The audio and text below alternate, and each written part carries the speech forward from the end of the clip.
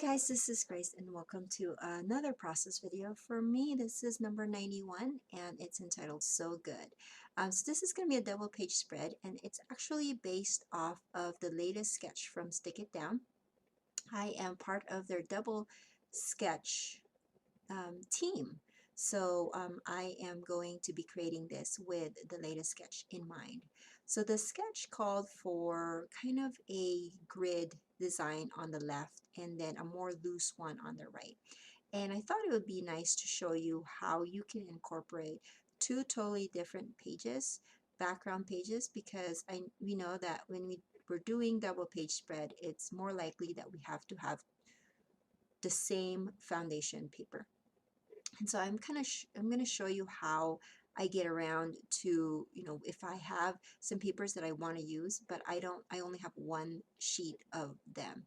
So on the right side, I have a green cardstock from Basil as my base, and then on the left side, I have a white cardstock as my base. Now, the way I merge those two pages together is to make sure that the other pattern papers that I use are sprinkled on both sides of the page so that there is some balance and that whatever you see on the left is also some of the things that you will see on the right. So I have 4x6 photos on this page, and the original sketch on the left side, it had three, I believe, or two horizontal 4x6 and then some 3x4 photos. But I actually have an extra photo that's a vertical 4x6, and I'm going to be adding that, replacing it with one of the original uh, parts of the sketch.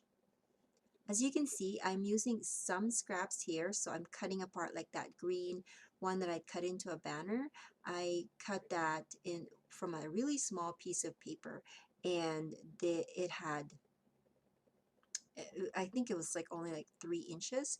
And so what I did was I cut them in half and kind of tucked them over on the top and on the bottom of my page so that it will have the illusion that it's one full strip when it isn't.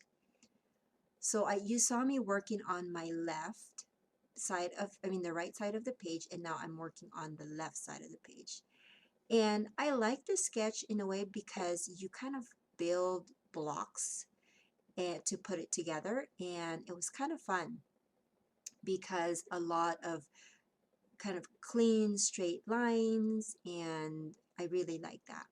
So I cut up the same green paper that I used on the right side as a 3x4 sheet, and that's going to go on there, and it's going to be next to a 3x4 cut apart sheet from Bella Boulevard. It's actually from a Thanksgiving paper.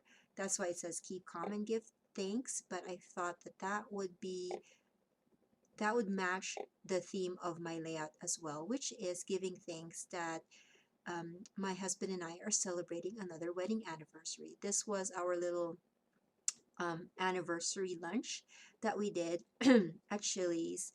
I happen to do some surveys online, and once in a while, when I get enough points, I can redeem the points that I have for gift cards. And so I was able to get a gift card from Chili's, and that's what we used for our to pay for our meal. And it was really fun. We did have a little guy that went along or tagged along with our date, but it's okay. He's so cute, and so we don't mind him tagging along with our dates. This red paper is actually the other side of that green stripe paper, and it just has dots on them, and I trimmed it a little bit to fit in that one spot. This left page actually reminds me of a Project Life kind of spread, and so it was very easy to put together. All you just need is making sure that the blocks all match up and they connect to one another.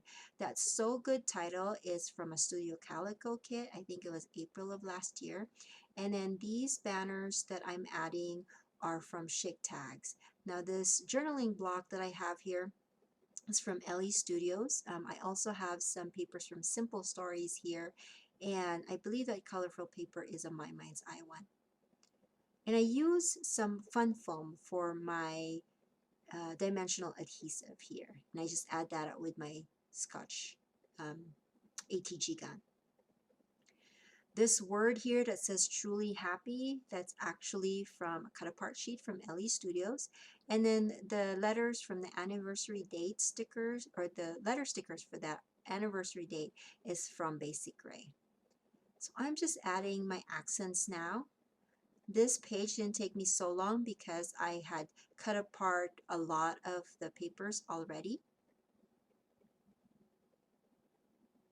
Now, as you can see, that one on the bottom, the green paper on the bottom, that's the 3x4, it's kind of looking a little blank.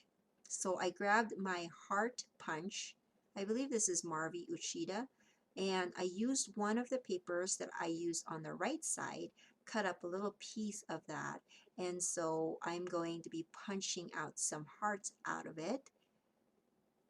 Again, to make sure that this double page spread is balanced, that whatever I used on the right side is also some of the things that I use on the left side. And I just punched out 5 because I noticed that if you use odd numbers of embellishments and elements, it's just more pleasing to the eye. So that's why I did 5. And I'm actually going to be punching 3 more hearts, and I'm going to put that on the right side of the page. Now these these epoxy kind of plus sign stickers are from Studio Calico as well, and it has a pink and gold, and I'm going to be adding that in 3 different places in my page to create a visual triangle. And I also inked up the edges of my papers with some black ink.